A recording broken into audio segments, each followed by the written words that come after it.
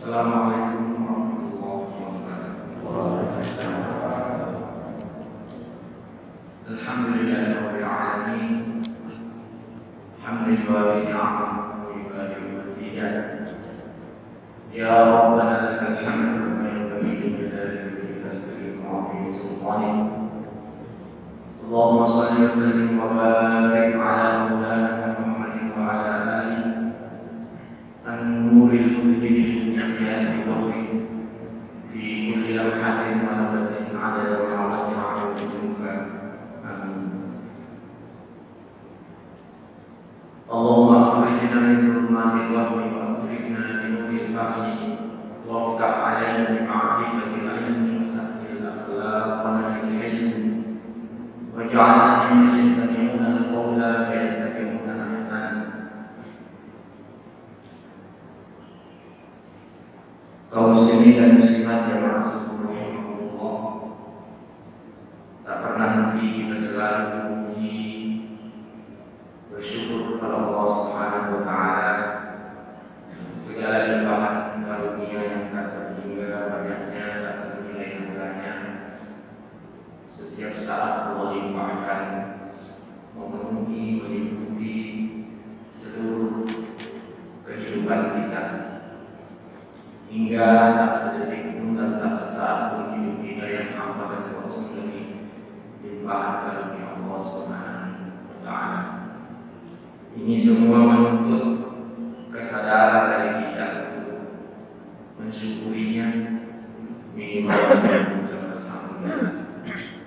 Salawat dan salam selalu kita aturkan kepada baginda Rasulullah Muhammad sallallahu alaihi wasallam serta keluarga sahabat beliau hingga akhir zaman insyaallah. Pada sore hari ini kembali kita lanjutkan kajian kita yang barangkali agak lama dan berisi. Kita sudah sampai pada hikmah yang ke-16. Hikmah ke-16 ini adalah kalimat hikmah yang paling panjang di antara seluruh kalimat hikmah Ibnu Athaillah As-Sakandari. Ada sekitar 264 kalimat hikmah. Yang terpanjang adalah yang ke-16. Pada hikmah yang ke-16 ini Ibnu Athaillah As-Sakandari mengemukakan 10 pertanyaan. Pertanyaan ini merupakan bentuk keheranan beliau atas apa yang menimpa orang-orang yang terhijab dari mengenal Allah Subhanahu wa taala. Yang semestinya sejatinya Allah itu tidak bisa dihijab oleh apapun. Tidak ada yang bisa menghijab. Tapi kenyataannya ada, bahkan banyak orang-orang yang terhijab sama sekali tidak bisa mengenal Allah, tidak mengakui keberadaan Allah, tidak mengakui Allah sebagai Tuhan. Dan ada yang terhijab dalam artian ia sulit mendekat kepada Allah Subhanahu wa taala. Padahal dalam kalimat hikmah sebelumnya 14 dan 15 Ibnu Athaillah As-Sakandari telah menegaskan al-kaunu kulluhu zulmatun, bahwa semesta ini semuanya adalah zulmat, gelap, tidak ada, tanpa cahaya dan terang. Pada awalnya alam ini tidak ada, kemudian Allah adakan sehingga menjadi ada. Alam ini gelap, tanpa cahaya Allah maka kita tidak akan bisa melihat apapun. Cahaya Allah, ada cahaya dalam bentuk hidayah, ada cahaya dalam bentuk sinar yang bisa menerangi kita sehingga kita bisa melihat apa yang zahir di depan kita. Walaupun kita punya alat untuk melihat, punya mata, Tetapi jika tanpa cahaya dalam kegelapan total, maka mata sebagai alat untuk melihat ini tidak bisa berfungsi sama sekali. Andai tidak ada matahari, maka tidak ada yang bisa kita lihat di alam semesta ini. Maka cahaya yang Allah hadirkan dalam bentuk matahari menjadikan semesta ini menjadi terang, bisa kita lihat. Tanpa cahaya Allah yang dipercikkan ke dalam hati kita, maka kita tidak akan mendapatkan hidayah, tidak akan mengenal Allah Subhanahu wa Ta'ala. Malam yang ja'alillahu lahu nuran famalahu. Siapa yang Allah tidak beri cahaya, maka dia tidak punya cahaya. Maka orang yang tidak bisa mengenal Allah, hatinya tidak bisa mengenal Allah karena dia tidak mendapatkan cahaya. Maka pada dasarnya seluruh semesta ini gelap dan tidak ada nanti yang memiliki cahaya ketika disinari oleh cahaya Allah Subhanahu wa Ta'ala. Dia ada karena diadakan oleh Allah Subhanahu wa Ta'ala. Maka bagaimana mungkin yang menjadikan semesta ini bercahaya, menjadi sumber cahaya di semesta ini? Allah nur samawati wal ardh. Allah lah yang memberi cahaya semesta ini, langit dan bumi. Bagaimana mungkin yang memberi cahaya justru tidak dikenal? Bagaimana mungkin yang mengadakan kita yang merasa ada ini, kita mengaku ada, kita mengaku eksis, lalu yang mengadakan kita justru kita tidak kenal, justru kita terpuja padanya? Itu tidak mungkin. Kata Allah ikhlas sekarang. Tapi ketika ada orang-orang yang memang nyatanya terpuja dari Allah Subhanahu wa Ta'ala, ada yang sama sekali tidak mengenal Allah, dan ada yang kesulitan untuk benar-benar bisa mengenal Allah Subhanahu wa Ta'ala. Itu sebabnya ada kaum sufi yang menempuh perjalanan mengenal Allah Subhanahu wa Ta'ala dalam hidup tasawuf. Untuk apa? Untuk mengenal Allah, agar supaya dalam setiap perilaku dan tindakannya, dalam ucapannya, bisa memantaskan diri sebagai seorang hamba di hadapan Yang Maha Kuasa Allah Subhanahu wa Ta'ala. Karena kalau kita tidak kenal, maka kita tidak bisa membawa diri, tidak bisa memposisikan diri yang semestinya, yang sepantasnya. Sebagai ilustrasi barangkali, ketika kita bertemu dengan seseorang yang sebetulnya terhormat di masyarakat, tetapi karena kita orang baru tidak kenal, ya kita sikap kita biasa-biasa saja. Tapi orang yang kenal, mereka akan tunduk dan memberi hormat karena kenal. Begitulah seorang hamba, ketika dia tidak kenal Allah, maka dia berani bermaksiat. Orang-orang yang berani berbuat dosa maksiat, mulai dari dosa kecil sampai dosa besar, karena dia tidak kenal Allah. Anak kecil yang tidak kenal harimau, yang dia kenal hanya kucing, dia pikir ini kucing besar, kucing raksasa, ini seru, ini lucu, maka ia akan mendekat kepada harimau, padahal dia tidak tahu itu berbahaya bagi keselamatan jiwanya. Karena dia tidak kenal, tidak bisa membedakan mana kucing mana. Karena ketidaktahuan, sehingga kita melakukan perbuatan, ucapan yang sebenarnya menjerumuskan dan mencelakakan kita. Karena ketidaktahuan itu sebabnya kita perlu mengenal Allah Subhanahu wa Ta'ala, dan seluruh perjalanan hidup kita ini adalah proses untuk mengenal Allah Subhanahu wa Ta'ala. Semakin kita mengenal Allah, maka kita akan semakin bisa memposisikan diri, memantaskan diri sebagai seorang hamba di hadapan Sang Pencipta Allah Subhanahu wa Ta'ala. Itulah jalan yang ditempuh oleh orang-orang yang bertasawuf. Ada semakin mengenal Allah dan semakin bisa memantaskan diri di hadapan Allah Subhanahu wa Ta'ala. Agar tidak salah posisi,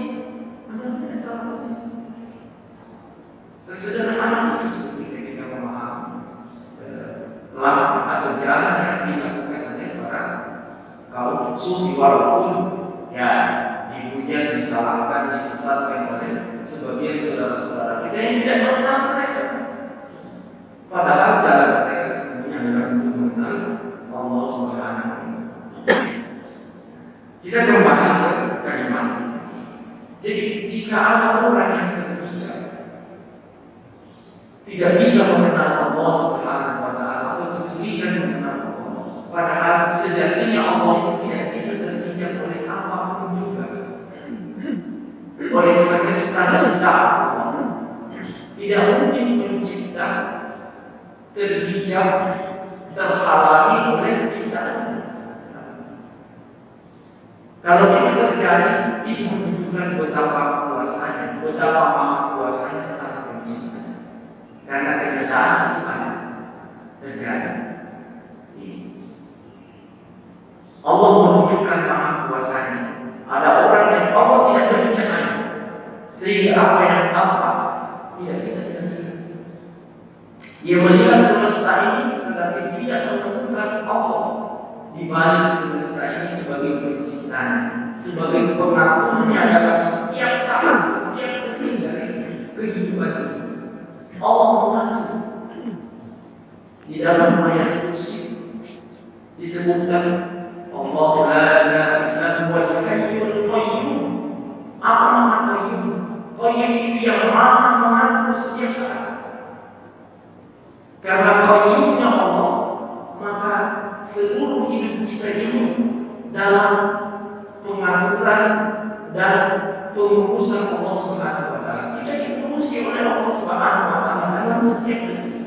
Satu detik saja Allah lepaskan kita dari pemeliharaannya, dari qayyumiyahnya, maka kita menjadi sirna. Jika demikian Allah setiap saat mengurusi, maka yang mengurusi kita setiap saat, apakah bisa terhijab? Apakah bisa hilang? Di antara tidak ada dari kehidupan ini adalah sesuatu yang mustahil. Itu sebabnya dalam hikmah yang ke-16 ini Ibnu Athaillah As-Sakandari mengungkapkan keheningan, mengemukakan 10 pertanyaan. Mudah-mudahan bisa kita baca satu persatu, paling tidak sebagian. Qala Rasulullah rahimahullah ta'ala nafa'ana bi qawlihi fi dawaihi.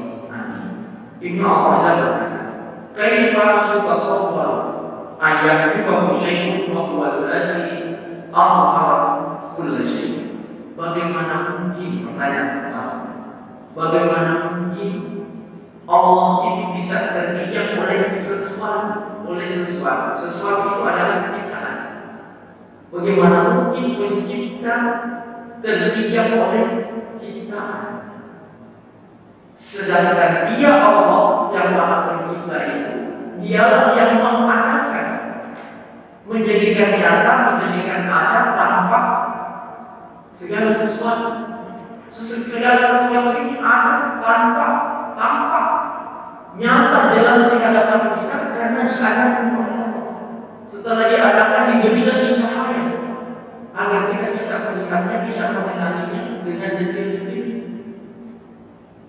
Kita diberi ilmu sehingga bisa memahami bukan hanya bagian luarnya saja. Para dokter ini kan diberi ilmu oleh Allah Subhanahu wa Ta'ala sehingga bisa memahami dengan benar, dengan detail orang anatomi tubuh manusia. Yang kita orang awam hanya melihat manusia ini dari luar saja. Tapi dokter ahli penyakit dalam dia baru melihat luarnya orang ini ada penyakit. Dia baru lihat sorot matanya, wajahnya, dokternya sudah tahu Anda punya penyakit ini. Dari mana itu? Karena ada ilmunya. Ilmunya dari mana?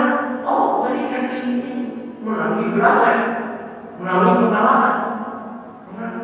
Karena ini dari Allah Subhanahu wa Ta'ala. Lalu dipelajari oleh manusia sehingga manusia jamaah rahimahullah. Jadi tidak mungkin kata Imam Allah yang misalkan dari Allah itu terhijab oleh sesuatu, padahal segala sesuatu itu justru Allah yang tampakkan. Setelah Allah ciptakan, Allah tampakkan dengan memberikan cahaya sehingga kita bisa menyaksikannya. Yang kedua, kaifa yatasawwaru an yahjubahu syai'un wa huwa alladhi dhahara bi kulli syai'in. Bagaimana mungkin Allah terhijab oleh sesuatu sedangkan Dia Allah yang zahar, yang maha zahir, yang maha nyata. Bi kulli syai'in, dengan adanya segala sesuatu sebagai ciptaannya. Karena segala yang ada di alam semesta ini hadir, ada, tampak, nyata, jelas di hadapan kita karena Allah hadirkan, Allah tampakkan, Allah menyatakan agar kita mengenalnya, agar kita mengenalnya. Maka seluruh yang ada di alam semesta ini adalah sarana untuk mengenal Allah Subhanahu wa Ta'ala. Lalu bagaimana mungkin yang menciptakan segala sesuatu untuk mengenal dirinya, lalu yang menciptanya malah terhijab, malah tidak dikenal? Ini tidak mesti terjadi, kata Imam Allah asalkan. Tapi kenapa bisa terjadi? Ya karena orang itu telah diizinkan oleh Allah untuk terhijab. Lagi-lagi menunjukkan betapa maha kuasanya Allah Subhanahu wa Ta'ala. Yang mestinya tidak boleh terhijab, ada yang terhijab. Di segala sesuatu yang ada di alam semesta ini Allah adakan, Allah ciptakan agar kita mengenalnya, agar kita mengenal Allah Subhanahu wa Ta'ala. Lalu pertanyaan ketiga, wa kaifa yatasawwaru an yahjubahu syai'un wa huwa alladhi dhahara fi kulli syai'. Bagaimana mungkin Allah terhijab oleh sesuatu ciptaannya sedangkan Dia Allah yang maha nyata, maha jelas pada segala sesuatu. Karena Allah menciptakan segala sesuatu, maka segala sesuatu itu menjadi asal, menjadi bekas, akibat dari perbuatan Allah, yaitu menciptakannya. Karena Allah telah menciptakannya, maka asal dari ciptaan itu, asal dari penciptaan itu adalah makhluk. Sehingga adanya makhluk, maka makhluk ini merupakan asal, tanda bahwa Allah telah menciptakan sesuatu. Sehingga ulama mengatakan segala sesuatu yang saya lihat di alam semesta, atau tidak ada yang saya lihat di alam semesta ini melainkan saya melihat ada Allah di sana. Setiap apa yang kita lihat seharusnya kita mengenal Allah pada apa yang kita lihat. Wa huwa alladhi dhahara fi kulli syai'. Dialah yang zahir, yang menampakkan kuasanya melalui segala sesuatu yang telah Dia ciptakan. Tadi yang kita umpamakan dokter yang punya ilmu, dengan ilmunya dia bisa tahu tentang penyakit yang tidak tampak bagi orang lain, bagi orang awam. Dengan ilmunya dokter itu, maka Allah tunjukkan bahwa Allah Maha Alim, Allah Maha Mengetahui, Allah Maha Berilmu. Lalu sedikit ilmunya Allah berikan kepada hambanya yang bernama dokter, sehingga dokter itu punya ilmu yang bisa mengidentifikasi, mendiagnosa, mengenali yang ada pada bentuk zahir atau bentuk manusia. Kalau dokter bisa dengan ilmunya bisa mengetahui penyakit yang ada pada fisik manusia, maka ulama yang dibuka mata hatinya oleh Allah Subhanahu wa Ta'ala bisa tahu penyakit yang ada pada rohani manusia, jiwa manusia, hati manusia, sehingga ilmu yang diberikan oleh Allah kepada ulama yang ahli tentang jiwa dan tentang hati manusia itu jauh lebih detil. Ada seorang dosen di UI almarhum, saya sebut saja nama beliau, almarhum Mustafa Nuri, mantan dekan Fakultas Adab IAIN Al-Uin. Beliau pernah mengusir mahasiswa, menyuruh mahasiswanya pulang. Mahasiswanya ini menghadap untuk perbaikan nilai, tetapi disuruh pulang. Kau tidak sholat subuh tadi. Bagaimana bisa? Pak dosen tahu bahwa mahasiswanya yang ada di rumahnya tadi tidak sholat subuh. Berarti Allah memberikan ini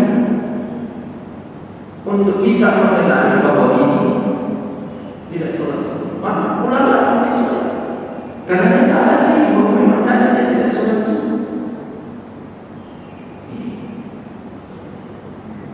Dan banyak para ulama yang dibuka mata hatinya oleh Allah Subhanahu wa Ta'ala sehingga bisa mengenali penyakit-penyakit hati. Jika dokter dengan ilmunya bisa mengenali, bisa mengidentifikasi penyakit zahirnya manusia, penyakit fisiknya manusia, maka ada ulama yang dibukakan mata hatinya oleh Allah Subhanahu wa Ta'ala karena kedekatannya dengan Allah bisa mengetahui penyakit hati yang ada pada manusia.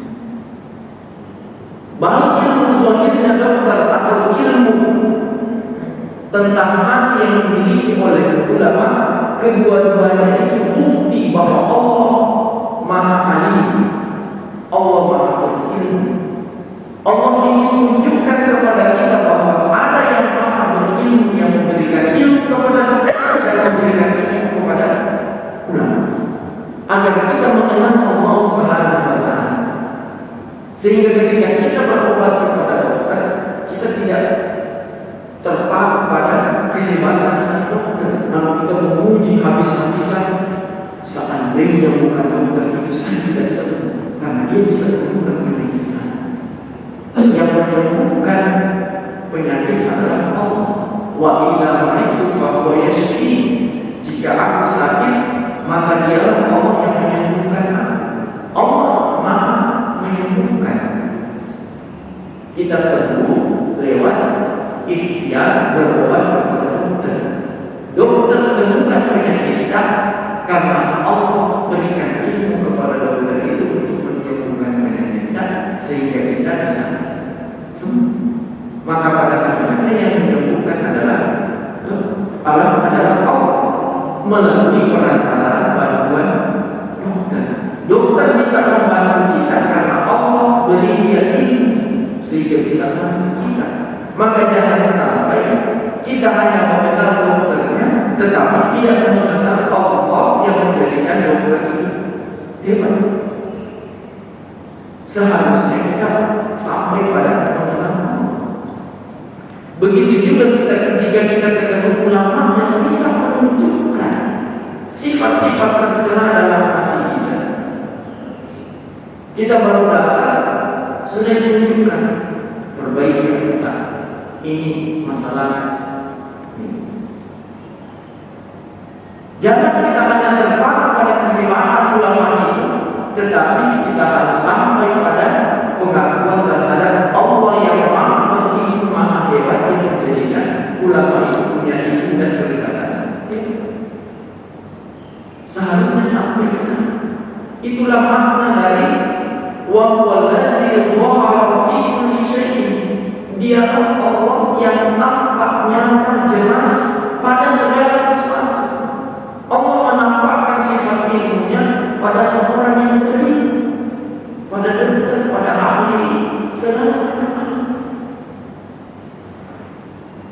Kita yang diberi kecerdasan oleh Allah jangan sampai ujung terpaku pada kehebatan kita ketika kita presentasi di depan orang, mendapatkan pujian dari semua hadirin, lalu kita berbangga. Ayo kita merasakan ini betul. Semua mengakui, semua media memberi pujian. Viral di seluruh negeri, bahkan seluruh dunia. Jangan sampai kita terhenti pada kehebatan, tetapi kita harus sampai pada pengakuan pada yang maha hebat yang menjadikan kita bisa kelihatan hebat di hadapan orang. Padahal sebenarnya tidak hebat. Hanya karena Allah beri titipan.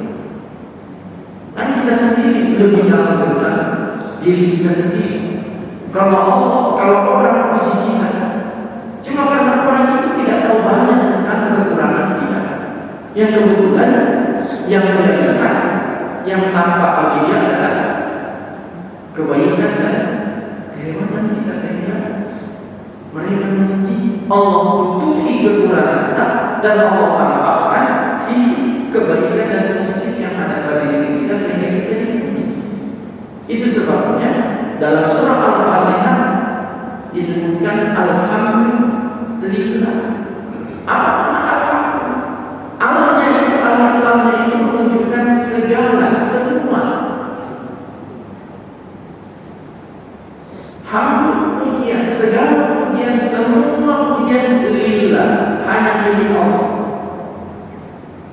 Tidak ada pemilik pujian selain Allah. Ada orang cantik dipuji, ada orang tampan dipuji karena ketampanannya. Dia tampan, dia cantik karena ada Allah yang maha indah, yang memberikan keindahan sedikit percikan dari keindahannya pada tampilan fisik orang itu, sehingga orang itu kelihatan cantik, kelihatan tampan. Kita melihat pemandangan alam yang begitu memukau karena Allah percikan sifat jamalnya pada semesta yang bisa dikatakan cantik tersebut. Maka seharusnya yang kita puji bukan orangnya yang cantik, bukan orangnya yang tampan, bukan pemandangannya yang indah, tetapi yang menjadikan pemandangan itu indah dan yang menjadikan orang itu cantik dan tampan, yaitu Allah Subhanahu wa Ta'ala. Tapi kan orang-orang yang terhijab hanya sampai pada memuji orang pemilik kecantikan dan pemilik ketampanan, lupa memuji yang memberikan kecantikan, ketampanan dan keindahan. Jadi sesungguhnya Allah menampakkan sifat-sifatnya, sifat maha indahnya, sifat maha berilmunya, sifat maha mulianya. Kalau kita ingat ada orang yang mulia karena menduduki satu posisi misalnya sehingga dia menjadi mulia di tengah-tengah manusia, itu menunjukkan bahwa ada yang maha mulia. Karena Allah memuliakan siapa yang Allah kehendaki, dan Allah menghinakan siapa yang Dia kehendaki. Kalau kita melihat orang yang mulia, kita harus sadar bahwa ada yang maha mulia. Ketika kita melihat ada orang yang hina, maka kita harus sadar bahwa ada yang maha menghinakan. Orang bisa jadi hina karena diberi jalan oleh Allah untuk menjadi hina. Ada orang yang mulia dan dimuliakan orang, dihormati karena Allah memberi dia jalan untuk menjadi mulia dan dimuliakan. Maka ketika kita melihat orang yang mulia dan dimuliakan, kita harus sadar bahwa ada yang muiz, ada yang maha memuliakan. Kalau jika kita melihat ada orang yang hina, kita sadar ada yang mudhil, yudhil mayyasha. Allah menghinakan orang yang Dia kehendaki, siapa yang Dia kehendaki. Maka Allah melalui sifat-sifatnya, melalui perbuatannya kepada kita semua dengan adanya apa yang kita saksikan di alam semesta ini. Maka seharusnya Apa yang kita alami, apa yang kita lihat, kita saksikan, kita rasakan di alam semesta ini seharusnya menjadikan kita sadar kepada Yang Maha Pencipta, Allah Subhanahu wa Ta'ala. Kemudian pertanyaan yang keempat yang beliau bukakan, barangkali sampai di sini saja. Yang keempat, kaifa yujibu syai'un wa huwa alladhi dhahara li kulli syai'in. Bagaimana mungkin Allah terhijab oleh sesuatu padahal dialah Allah yang dhahara li kulli syai'in. Dialah yang maha jelas, maha tampak bagi segala sesuatu. Segala sesuatu mengenal Allah Subhanahu wa Ta'ala. Allah itu maha zahir, maha jelas bagi segala sesuatu. Sehingga dalam ayat Allah tegaskan, wa in min syai'in illa yusabbihu bihamdihi walakin la tafqahuna tasbihah. Tidak ada sesuatu pun yang tidak bertasbih kepada Allah. Botol ini bertasbih kepada Allah, mic ini bertasbih kepada Allah. Karena ini sesuatu. Ayat mengatakan wa in min syai'in, tidak ada sesuatu pun kecuali sesuatu itu yusabbihu, bertasbih memuji Allah Subhanahu wa Ta'ala. Buku ini bertasbih kepada Allah, songkok ini bertasbih kepada Allah, karpet ini bertasbih kepada Allah, meja ini bertasbih kepada Allah. Pokoknya tidak ada sesuatu pun yang tidak bertasbih kepada Allah. Kenapa botol bisa bertasbih kepada Allah? Benda-benda mati bisa bertasbih kepada Allah? Karena itu semua mengenal Allah. Allah zahara li kulli syai'in. Allah itu maha jelas bagi segala sesuatu. Hanya satu yang tidak mengenal Allah, yaitu hatinya orang kafir. Hanya itu yang tidak mengenal Allah. Selain itu mengenal Allah dan bertasbih kepada Allah Subhanahu wa Ta'ala. Ayat yang menyatakan secara jelas, wa in min syai'in illa yusabbihu bihamdihi. Tidak satu pun yang tidak bertasbih kepada Allah. Artinya semua segala sesuatu bertasbih kepada Allah. Tapi kalian tidak memahami bentuk tasbih, bentuk pujian.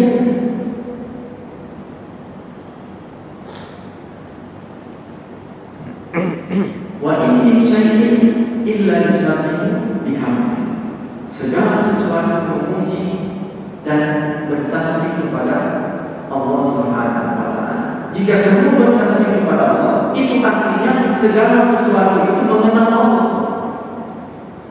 Kita yang diberi akal oleh Allah, kita mengenal Allah dengan akal kita melakukan penanganan, analisis terhadap apa yang ada di sekitar kita, hingga kita sampai pada satu kesimpulan. Setelah melakukan penelaahan, pengkajian dan seterusnya, kita menyimpulkan ada yang maha pencipta melalui akal kita.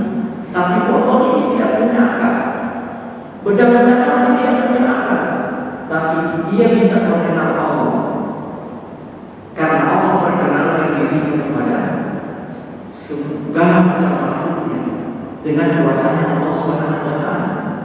Atau kita tidak bisa menjangkau bagaimana bisa benda mati mengenal Allah. Dalam sebuah riwayat barangkali untuk mendekatkan pemahaman kita sebagai ilustrasi, di bulan Maulid sering diceritakan dalam sebuah riwayat yang sahih, karena banyak sahabat yang menyaksikan, ketika Nabi sedang berkhutbah di mimbar, tiba-tiba tiang di sebelahnya bergetar dan mengeluarkan suara seperti tangisan anak kecil menangis. Itu bagian rumah yang menjadi tiang masjid. Lalu Nabi turun dari mimbar, memeluk tiang tersebut dan membisikkan, apakah engkau mau menjadi pohon kurma di surga nanti, atau ditanam kembali dan bisa berbuah seperti kurma yang lain? Maka dia memilih menjadi pohon kurma di surga nanti. Nabi jelaskan kepada sahabat, seandainya saya tidak memenuhi janji ini, maka dia akan menangis sampai hari kiamat karena rindu kepada Rasulullah SAW. Dan suara tangisan pohon batang kurma itu didengarkan oleh semua sahabat yang hadir di masjid karena sahabat itu nyata. Benda mati bisa mengeluarkan suara dengan kuasanya Allah Subhanahu wa Ta'ala. Hadisnya sahih karena banyak sahabat yang menjadi saksi, bukan hanya satu dua sahabat, satu masjid. Sehingga kalau ada yang menyaksikan sanksi terhadap riwayat ini, maka dia yang bersalah. Karena sanksinya adalah seluruh sahabat yang hadir di masjid itu. Dengan izin Allah, berarti benda-benda mati. Belum kalau kita lihat riwayat-riwayat yang lain, setiap kali Nabi berjalan, ya benda-benda itu memberi salam kepada Nabi dan ahli-ahli boleh saksi. Artinya apa? Segala sesuatu yang ada di semesta ini merupakan bukti nyata bahwa Allah itu Maha Nyata. Lalu segala sesuatu mengenal Allah Subhanahu wa Ta'ala, maka tidak sepantasnya Allah yang dikenal oleh benda mati sekalipun, lalu kita yang hidup dan diberi akal kemudian tidak mengenal Allah. Jika ada orang yang kufur tidak mengenal Allah sama sekali, maka ada orang yang sudah beriman tetapi pengenalannya terhadap Allah terbatas. Oleh karena itu kita perlu berusaha agar semakin hari semakin mengenal Allah, sehingga seluruh hidup kita ini kita usahakan menjadi proses untuk mengenal Allah sampai final, sampai akhir dari hidup kita. Kita berusaha sambil memohon kepada Allah, semoga Allah Subhanahu wa Ta'ala mengenalkan dirinya kepada kita sejelas-jelasnya, seterang-terangnya, sehingga kita mampu memposisikan diri sebagai hamba Allah Subhanahu wa Ta'ala yang maha rendah, maha hina di hadapan Allah, lalu kita benar-benar bisa menundukkan diri kita.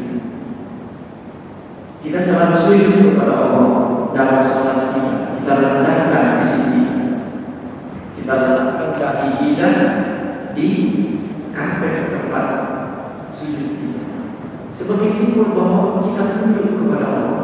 Jangan sampai hanya kaki kita yang tunduk, tetapi hati kita tidak tunduk. Kata Imam Al-Ghazali, sujud seperti itu adalah sujud kedurhakaan. Maksudnya, karena hanya fisik kita yang tunduk, tapi hati tidak tunduk kepada Allah Subhanahu wa Ta'ala.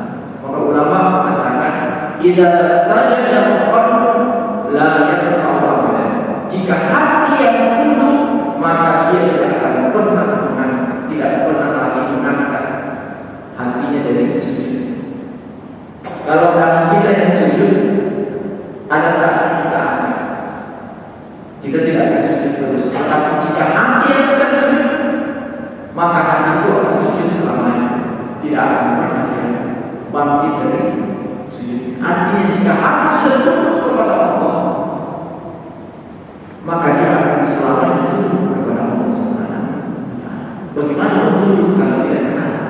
Oleh karenanya, mari kita jadikan seluruh aktivitas kita sebagai upaya kita untuk mengenal Allah Subhanahu wa Ta'ala, sehingga pada akhirnya hati kita benar-benar akan sujud tunduk kepada Allah, bukan hanya dada kita yang kita sujudkan kepada Allah secara simbolis, tetapi bagaimana kita menjadikan hati kita benar-benar tunduk sujud kepada Allah setelah hati kita mengenal Allah Subhanahu wa Ta'ala. Karena tidak sepantasnya Allah tidak dikenal, tidak sepantasnya Allah terhijab dari hamba-hambanya.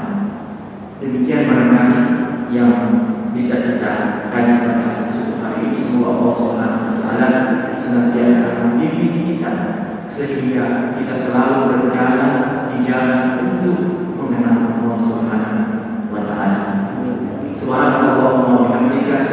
أن لا إله